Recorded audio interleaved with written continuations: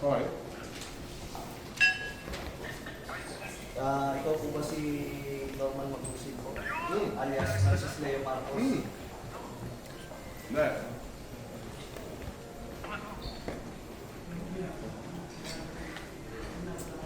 Okay.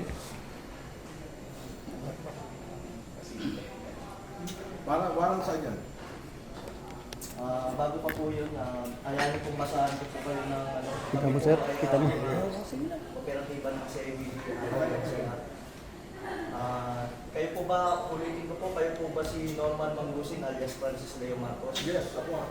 Kayo ay aming inaaresto sa bisa ng warrant of arrest na issue ng RTC Branch 294 Parañaque City for violation of unjust vexation under Article 287 of Revised Penal Code as amended in relation to Section 6 of RA 10175. Kayo ay may karapatang manahimik, sir, o sa walang tigo, o ano man ang inyong sabihin ay maaaring gawin pabor o laban sa inyo. Sa anumang hukuman, kayo rin ay may karapatan kumuha ng sarili nyong abogado at kumuha ng kung wala po kayong sariling abogado, kayo po ay pagkakalooban ng libre ng gobyerno. Kayo rin po, andito ako sa inyo, ay may karapatan kumuha ng sarili nyong doktor na magsusuri ng inyo. Sir, pwede paano po yan at maano nyo yung karapatan po? Sige. Kayo rin po ay may karapatan po magpasuri sa sino mang doktor at kung wala po kayong kakayahan ay pagkakalooban po kayo ng libre din po ng gobyerno ng doktor na susuri po sa inyo. Okay. Ito po, naiintindihan niyo po ba ang inyong mga karapatan? Naiintindihan ko. Okay po, kayo po ay sasama po sa amin para po sa inyong... Attorney, ito po, basahin po. unjust vexation daw sa Parañaque. Hindi ko alam kung sino complainant nito.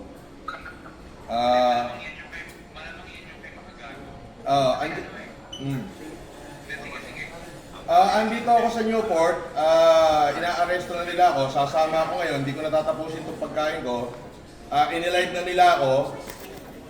Pwede bang sasama na lang ako, Brad? Huwag mo na ako ipahiya. Hindi, kailangan po kasi may procedure po tayo. Sige, sandali. Iramin ko lang. May procedure po tayo, sir.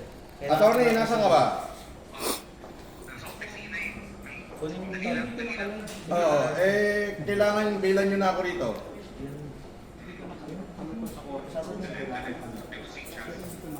Nang live ko, hindi ko lalabas ng live. Hindi naka-live ko.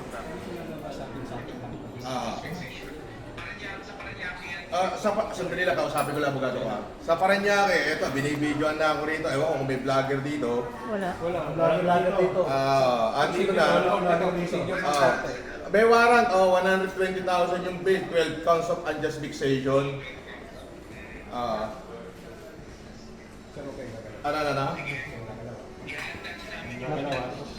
Kayo nagsasabi. Paano to, attorney? Andito naman pala, tinitigilan pa kami.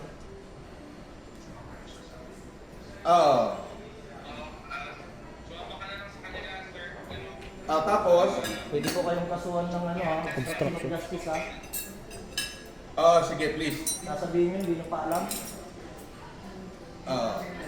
Dinabawalan nyo kami mag-video, pero pwede ka lang mag-vlog. Pwede ba yun? Bawal ka sa... Sir, sino daw pwedeng contact person dito? Sa office naman, sir. Sir, sa CIDG-NCR na lang, sir. Sa Camp Crame. Nakasaad yun. Bawat CIDG-NCR kailangan. So, doon nyo ako dadalhin sa CIDG-NCR. Yes, sir. Camp Crame. Yun nga po. So, dadalhin daw ako sa CIDG-NCR Camp Crame. Ay, hindi ba ganun ang process? Pag may warrant at meron na kami isang reliable knowledge. Doon daw ang office ng CIDG-NCR sa Camp Crame. Pwede namin pasukin. Wala makakapigil sa amin. Sir, yung warrant, sir, is all over the Philippines, sir. Nation daw, wait daw yung warrant. Maayos mo yung coordination namin with PNP. Kaya Hindi naman search warrant yun. kung may ganito operation at kailangan talaga yung video, we need to inform mo na si Paco. Ganun po kasi yung process ng Paco. Opo, may process po. Pero yun nga po, may knowledge na po. At bibigay sa business na ito mo, dito natin. Pwede mong malis. Sandali, attorney. Ano yan, pwede mong ano yan eh. Pwede mong... Tara